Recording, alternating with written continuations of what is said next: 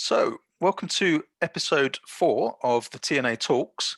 I would love to introduce Priya Guha, who is the venture partner at Merian Ventures, based in London and extremely internationally focused.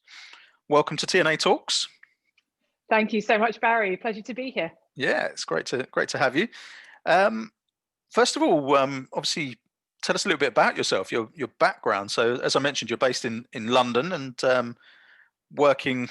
One of your many hats is at Merian Ventures, but obviously, I know you as a board member at Tech London Advocates, and you're also involved with the Innovate UK Council. But tell us a bit about your background and your passion for entrepreneurship.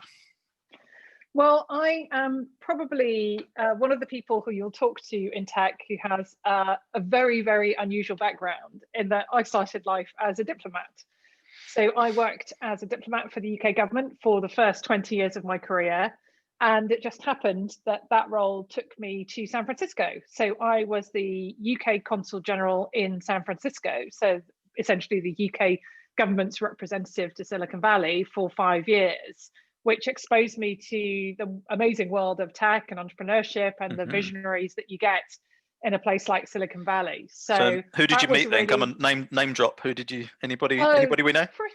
Apart from Rush Shaw. Pretty well, including Rush Shaw over there. But actually, in that role, in the region that I covered, we had all of the big tech companies, so the Googles, the Facebooks, the Apples, the Amazons, the Microsofts of this world.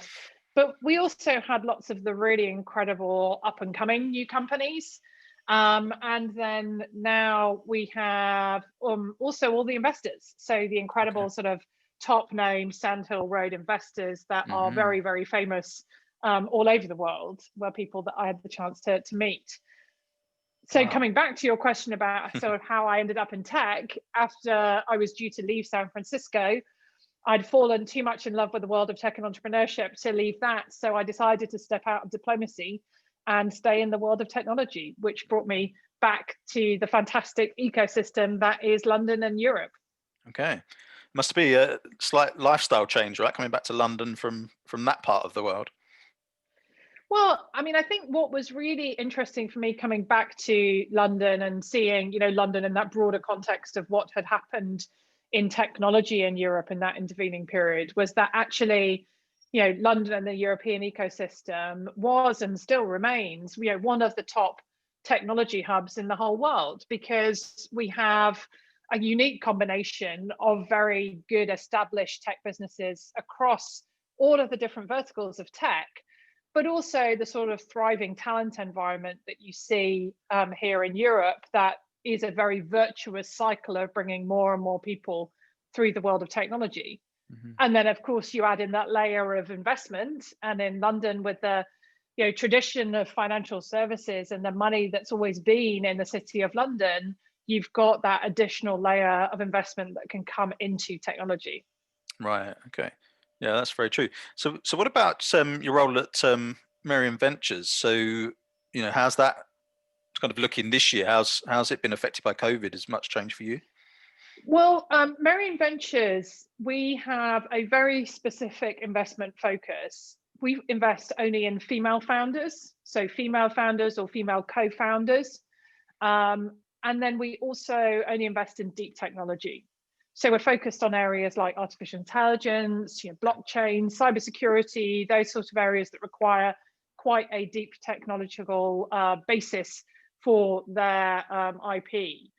And so, what we have always found is that there is fantastic talent, both, at this side of the Atlantic and then also at the US end. And I should say that our firm invests only in the US and UK at the moment. Okay. But to come back to the question of COVID, I think the reality is that the pandemic has hit everybody in very, very, very unexpected ways. The reality, of course, is that the technology sector is probably going to be one of the areas that will be able to pivot and respond quickest. And I think the possibility is there for the technology sector to be a real driver of post-pandemic economic growth. in all of the European economies. Yeah. But it's been a really difficult time, and we've seen some retrenchment, we've seen some opportunity being created, and what we can't lose sight of as well is the possibility that technology is part of the solution to the challenges we face. So whether that's the acceleration of development of new vaccines, our ability to bring technology into our health services to monitor and treat conditions, or just us being able to adapt day-to-day life using technology to make things possible in a way that they haven't historically been. Yeah. And how, and sort of from a Nordic perspective, I mean, obviously it's an area that's very strong on health tech. I mean, particularly southern Sweden and this kind of triangle area of Lund and Malmo and Copenhagen. Do you think there's opportunities for the Nordic companies moving into the UK, particularly with Brexit fast approaching? And from an investor's perspective, what's the sort of the vibe? What's the kind of attitude towards Nordic, or the opinion of Nordic startups, the credibility, shall we say?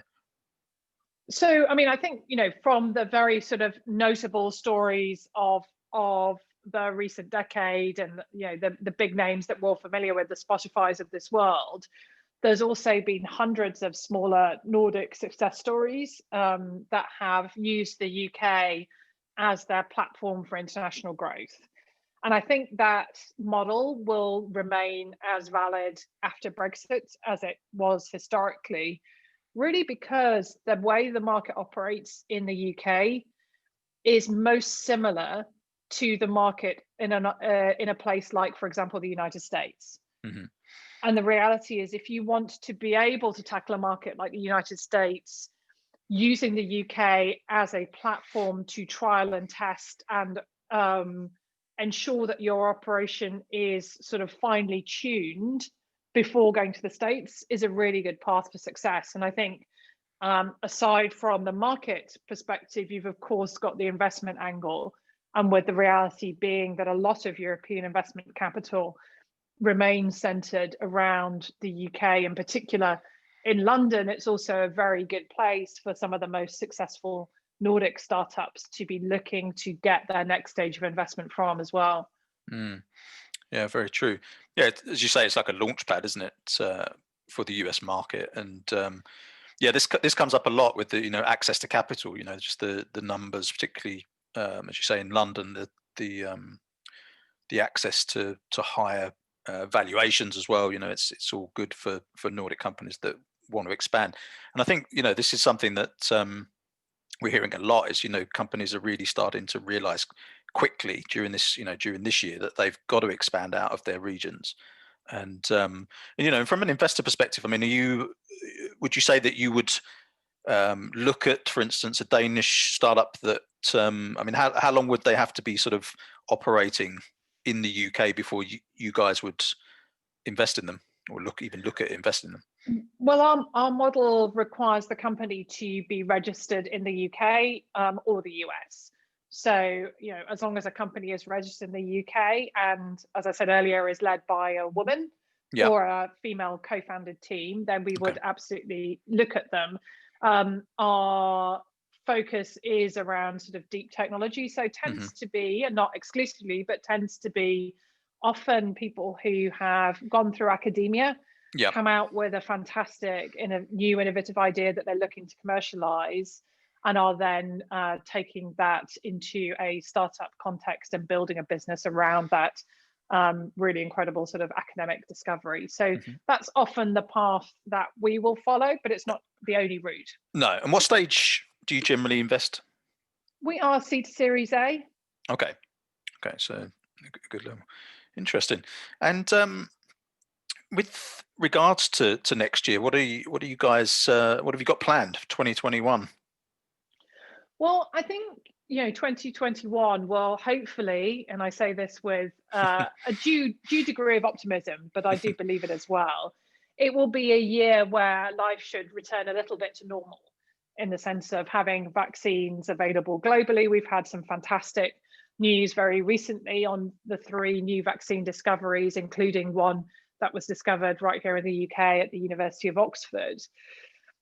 We have that potential for people to return to work, people to return to travel, and so for us to sort of restart all our economies that have been put in this sort of weird holding pattern for the past year or so of the pandemic. But I think the world will also look very different, as normal as that routine may feel or seem, because the reality is some of the changes we've seen, some of the transformations we've seen will remain there. So things like working from home, we're not going to see a full return to everybody being in offices in the way that we were pre-pandemic. Yep. I am very convinced that we will see an increased hybrid working environment, but that also brings with it some challenges. And I think we're all going to have to adjust to how that feels from a business culture perspective, and how does leadership look like in a world where you might not have your team right next to you as you're growing and building your business. And I think in the context of the world of startups and tech startups in particular, that culture growth is so fundamental. So there are going to be some things that we're going to have to learn as an ecosystem, and things that we're going to have to try and really get right in order to build the success stories that we want to build. Yeah, interesting.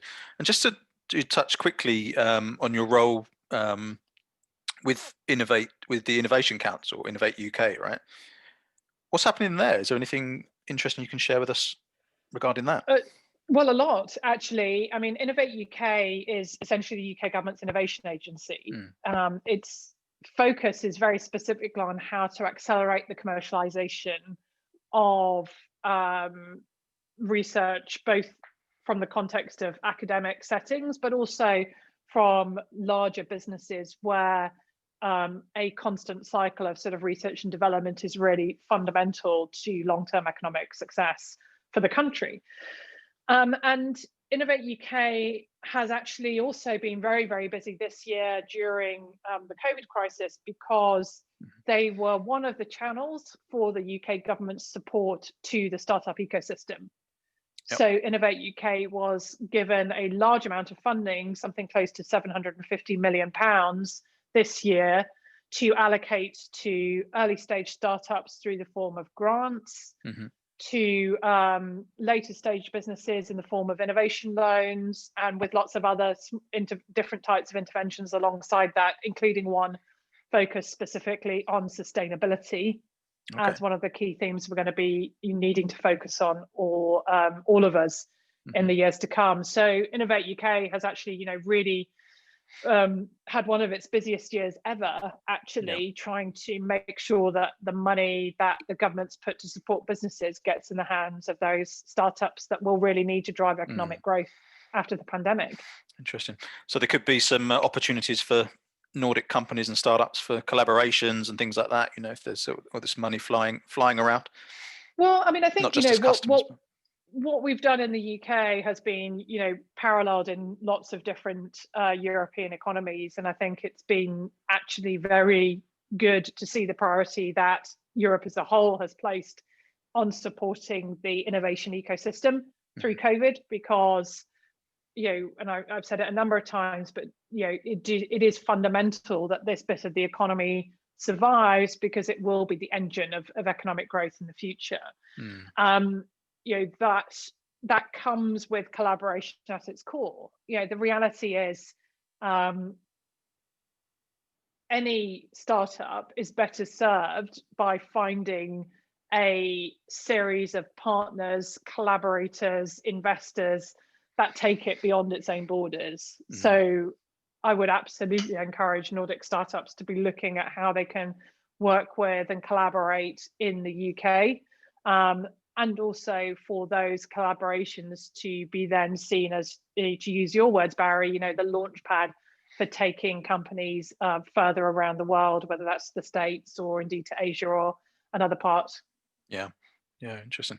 So final question then, what about you personally in your role, or should I say roles? What kind of things are you looking for from the community? Is there particular things that you need, introductions or tips? Let us know what kind of things you're after. Well, I think the biggest thing that I focus on in every single hat I wear is really around the issue of diversity and inclusion. One thing that has been very starkly exposed through the pandemic, but has been there before, is that whilst our ecosystem is thriving, it is not one that is yet inclusive. And inclusive in the broader sense, we've seen that in the context of gender, in terms of the fact that only 1 pence in every pound goes to female-led startups from an investment perspective in the UK, and that's a figure that's matched in many geographies across the world. I've seen the data here from the Nordics, which is notoriously kind of meant to be equal, but the numbers were, I think, worse in some of the Nordic countries compared to the UK as well. Yeah, and I think, you know, we've got that data in gender. What's even more stark on areas like, for example, money going to Black founders, is that we don't actually know, because nobody's yet got the data to demonstrate how bad the problem is. Okay. So, you know, we need to look at this in the context of gender, in the context of ethnic origin. We need to look at it in the context of social exclusion. You know, does it depend on sort of having gone to a particular university, which is, you know, just as bad? And where in the country you're from. You know, though I've talked a lot about London in this podcast, but the reality is that, you know, there's lots of innovation coming from all parts of the UK, and that innovation should be equally supported. Yeah. So I think, you know, to answer your question about where we should be trying to collaborate and where I would like help and support is really around how can we all work together, whether that's Tech Nordic advocates, whether that's Tech London advocates, whether that's anybody who's remotely interested in how the tech ecosystem develops, to really get this issue right and nail it once and for all, because the only way we will really reap the rewards that innovation and tech can bring is by ensuring that ecosystem is inclusive. And there's an opportunity there that only working together can help to solve.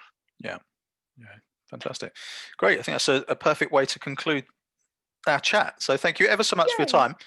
It's been really interesting. You know, I learned a lot. So thank you ever so much. Thank you for having me, Barry. Really nice to connect. Cheers.